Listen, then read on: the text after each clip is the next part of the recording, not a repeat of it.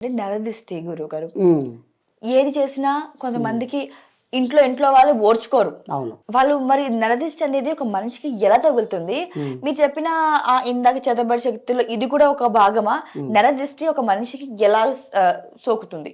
నరదిష్టి అనేది ఖచ్చితంగా ఉందమ్మా. ఉమ్, ప్రపంచంలో అందరు ప్రపంచం మొత్తం ఉంది. ఉమ్, నరదిష్టి అనేది ఉమ్. ఇప్పుడు మనం బాగున్నాం అనుకో, కొంతమంది వార్చన్న వాళ్ళు ఉంటారు. అవును, ఇంట్లో వాళ్ళే ఓర్చరు. ఇంట్లో వాళ్ళే, అయిన వాళ్ళే, బంధువులే, దగ్గర వాళ్ళే ఉమ్, ఎంతో మంది ఉంటారు. ఉమ్, కానీ మనం మంచిగా బతుకుతుంటే వీళ్ళు మంచిగా బతుకుతున్నారు, ఆ మంచితనం వాళ్ళకి జరగకూడదు, మనం కిందకు పోతున్నామే వాళ్ళు బాగుపడుతున్నారని ఏడుపు. అవును, అట్లా ఎంతో మంది ఉన్నారు. అవును. నరదిష్టి వల్ల నల్ల రాయి కూడా బద్దలైపోయింది అంటారు. ఉమ్, నరదిష్టి వల్ల నల్ల రాయి కూడా బద్దలైపోద్దంట. ఉమ్, ఎందుకంటే నరదిష్టి అనేది అంత పెద్దది, చాలా పెద్దది. ప్రపంచంలో నరదిష్టి అనేది ఉంది, ఖచ్చితంగా ఉంది. ఎలా ఉంటుందంటే ఆ నరదిష్టి అనేది అమ్మా, ఇప్పుడు ఒక వ్యాపారం చేసుకుంటాం అనుకో, అవును, ఆ వ్యాపారంలో కొంచెం 10 రూపాయలు మనం సంపాదిస్తాం అనుకో, దాన్ని కొంతమంది వారసన ఏరుకోకుండా చెడు కళ్ళు పడతాయి. చెడు కళ్ళు ఇప్పుడు 10 మందిలలో అందరి కళ్ళు ఒక రకంగా ఉండవు కదా. అవును, అందరు వాకులు ఒక రకంగా ఉండవు కదా. అవును, కొంతమంది యశ్వ వాకు ఉంటుంది, కొంతమంది చెడు కళ్ళు ఉంటాయి.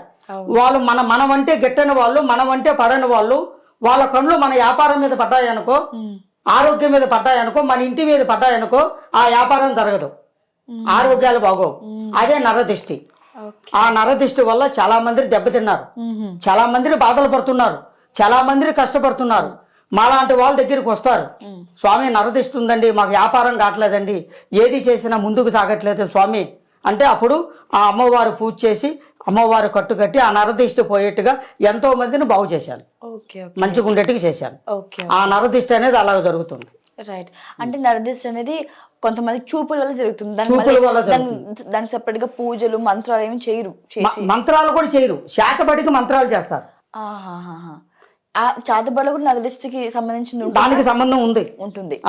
నరదిష్టి ఎక్కువైతేనే శాతపడిలాగా అవుతుంది. Okay, okay. నరదిష్టి ఎక్కువ అయితేనే దాన్ని శాతపడి ప్రయోగం అంటారు. రైట్. ఇక శాతపడి అనేది రకరకాలుగా చేస్తారు, ఒక విధంగా చేయరు. శాతపడేది ఒక విధంగా చేయరు. రైట్.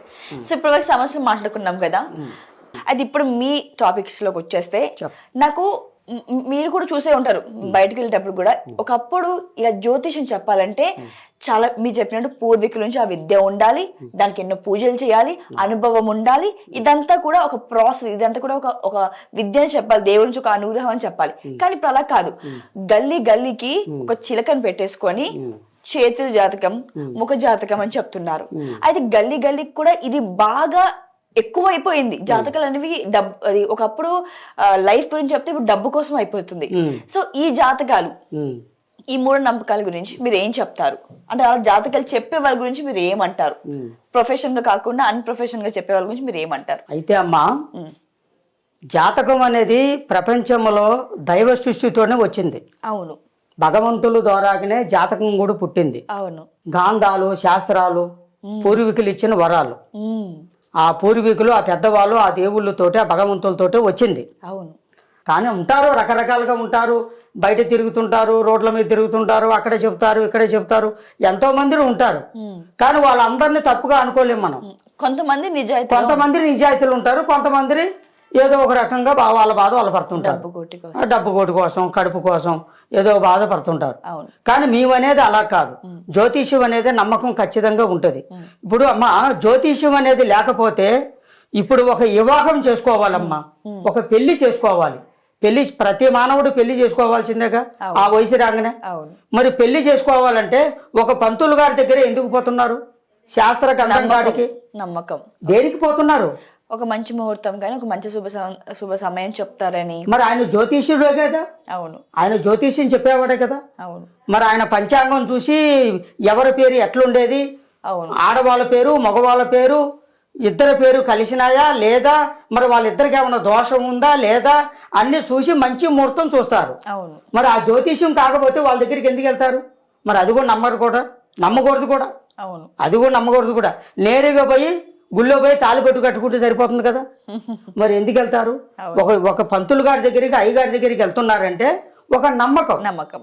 ఇది కూడా అంతే. ఒక జ్యోతిష్యం అనేది ఒక పూర్వీకులు ఇచ్చిన పెద్దలు ఇచ్చిన దేవుళ్ళు ఇచ్చిన అనుబంధం. అవును. ఆ భగవంతుల ద్వారానే జ్యోతిష్యం వచ్చింది. రైట్. అన్నిటికీ నమ్మకం ఉండాలి, అవును. ఖచ్చితంగా మంచి జరుగుతుంది. ఈ కాలంలో కూడా అంజనం ఉందా? ఉందమ్మా. ఎలాగ దాన్ని ప్రూవ్ చేస్తారు? ఎలాగా అంటే దాన్ని ఎలాగా అంటే ఇప్పుడు అంజనం వాడేది కూడా మనము తాంత్ర శక్తులు, చాతుబడి శక్తులు ఏదైతే పీడించబడతాయో దాన్ని ఎలా ఉపయోగిస్తారు? అంజనం అనేది ఇప్పుడు కొంతమందికి హెల్త్ బాగా ఆరోగ్యాలు బాగలేకుండా ఎంతో మంది ఉంటారు. ఓకే. కొంతమంది ఒక ప్రేమించిన వాళ్ళు ఉంటారు, ప్రేమ వివాహం చేసుకోవాలని ఉంటారు. కొంతమంది ఒక మనిషి నా వైపు కాదు నా వైపే రావాలి అనుకుంటారు. నా వైపు వచ్చేటట్టుగా వశీకరణ చేస్తారు.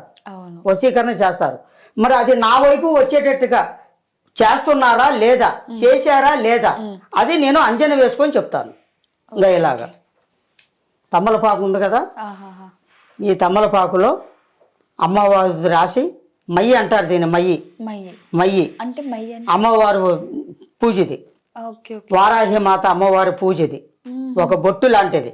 ఆ అమ్మవారి రూపముతోటి ఆ అమ్మవారి మంత్రాలతోటి దీన్ని తయారు చేస్తాం.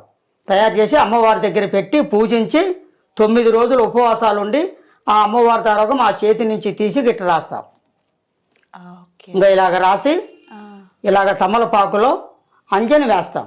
అంజనం వేస్తే ఎవరికి ఎలాంటి ప్రాబ్లం ఉందా, ఎవరికి ఎలాంటి ఇబ్బందులు ఉన్నాయా, ఏ కష్టములో ఉన్నారా, ఒక భార్యాభర్తలు కొంతమంది ఇడిపోతారు, ఎందువల్ల ఇడిపోయారు, దానికి కారణం ఏమిటి ఒకటి. తర్వాత ఒక ప్రేమించుకున్న వాళ్ళు ఉంటారు. ఇప్పుడు ఒక లవ్ మ్యారేజ్ ప్రేమ పెళ్లి అనేది ఉంటారు. కానీ వాళ్ళు ఏ విధంగా ఉంటారు, మరి వాళ్ళు నిజంగా ప్రేమ కాదా, నిజంగా విశ్వాసం ఉందా లేదా అని మీ ఇట్లా అంజనంలో వేస్తాం. అది వేసినప్పుడు మీకు తెలిసిపోతుంది? మాకు తెలుస్తుంది, ఆ అమ్మవారే చెప్పేస్తుంది, ఆ వారాహి మాతే చెప్పేస్తుంది. ఎందుకంటే నేను 20 సంవత్సరాల నుంచి ఆ అమ్మవారిని మొక్కుతున్నాను, ఆ అమ్మవారిని పూజిస్తున్నాను. ఆ అమ్మవారి వాకు లేకపోతే మేము లేము. అందరికీ భగవంతుడే, ప్రపంచం మొత్తం భగవంతుడే. కానీ పూజించే వాళ్ళకి ఆ అమ్మవారి వాకు అనేది మాలాంటి వాళ్ళకు వస్తుంది. ఆ వాకు పట్టి అంచనా వేసి ఎలాంటికి ఎవరికి ఏ ఇబ్బందులు ఉన్నాయా, ఎవరికి ఏ కష్టాలు ఉన్నాయా, ఏ దరిద్రములో ఉన్నారా అని ఆ అమ్మవారి అంచనా వేసి చూసి చెప్తా. ఓకే.